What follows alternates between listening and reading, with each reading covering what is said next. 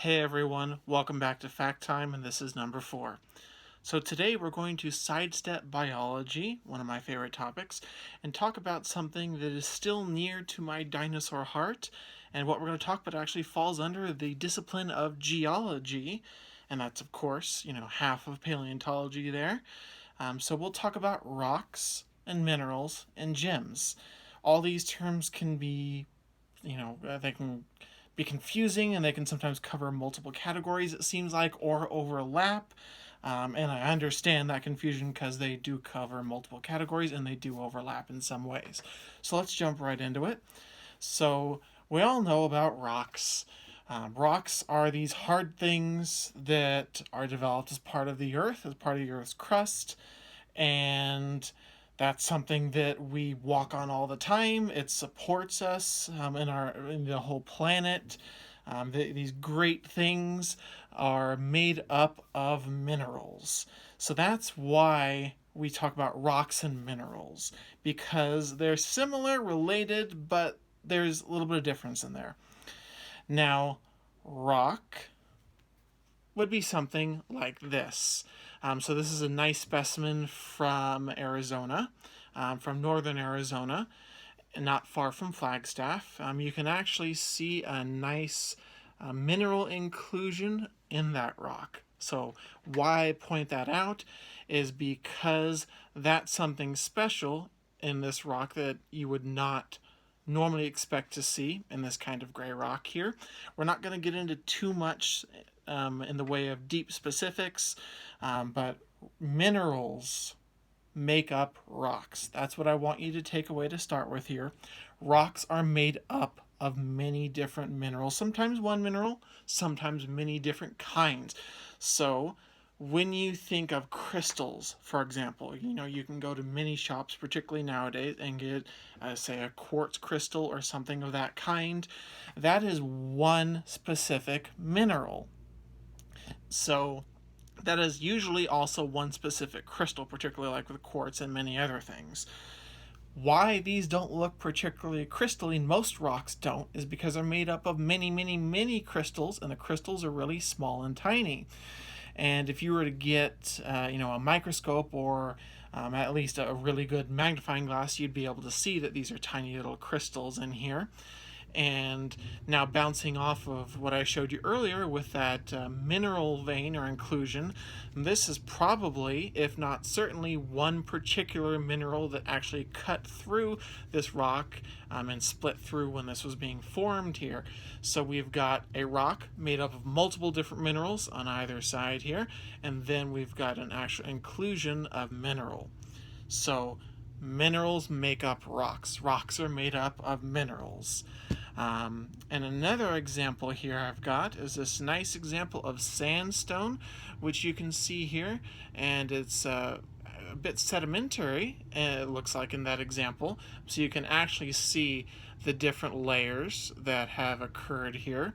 So things like that are called rocks because these are made up of tiny little grains, and when it's sedimentary rock, that's actually comprised of many, many fine grains that have sedimented or been broken off of other rocks and form sediment, which is like dirt and sand and things and mud, and then that gets solidified at a later date. So this is a really fantastic example because you can actually see that here. There's a little bit more to this than we'll actually get into today, but you can see the different layers in there.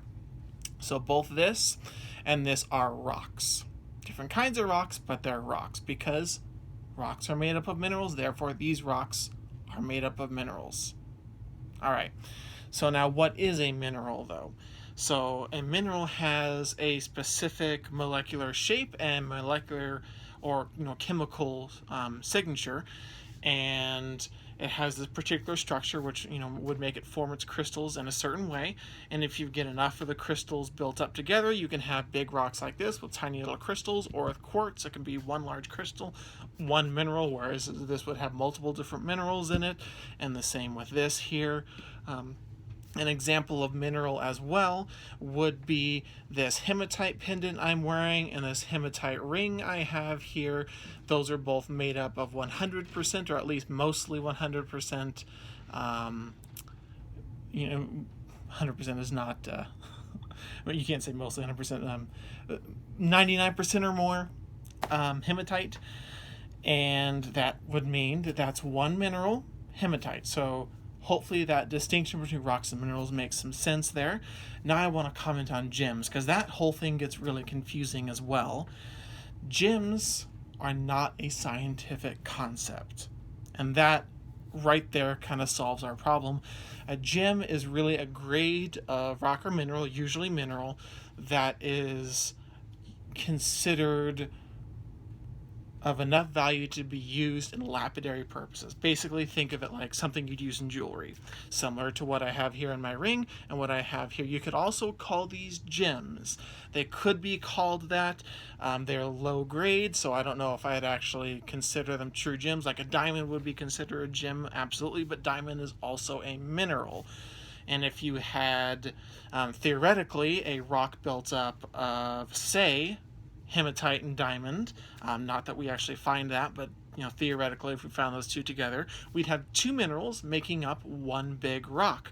Another example here is this carved dragon I have, this Asian dragon, and it is actually made out of jade. Completely jade, again, because there can be some kind of mineral inclusions in there at a very small rate. I'll say 99% or more jade. And this is gem grade because you can actually carve it and it's nice and you can make it into something. It's not a high gem. This wasn't, particularly expensive or pricey or anything of that kind. Not like a diamond, but gem is really a human grade where we think, oh, that looks really cool. That looks pretty. Let's do something fancy with it. Whereas rocks and minerals are something separate. So to frame it, again, just to summarize everything, minerals come from the earth.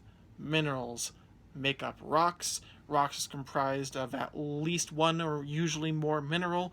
And then gems are usually minerals, sometimes rocks, but again, usually just minerals that have an aesthetic, pleasing value and have a market value for lapidary, jewelry, or other purposes. Hopefully this clears up some of the confusion about rocks, minerals, and then gems over there in that weird human side category. And I hope that has been helpful to you guys today. Thanks for listening to my ramblings once again, and leave me any comments if you have any thoughts or desires or anything you want to see. I'm excited. I haven't decided what I'm going to talk about tomorrow, but we will see.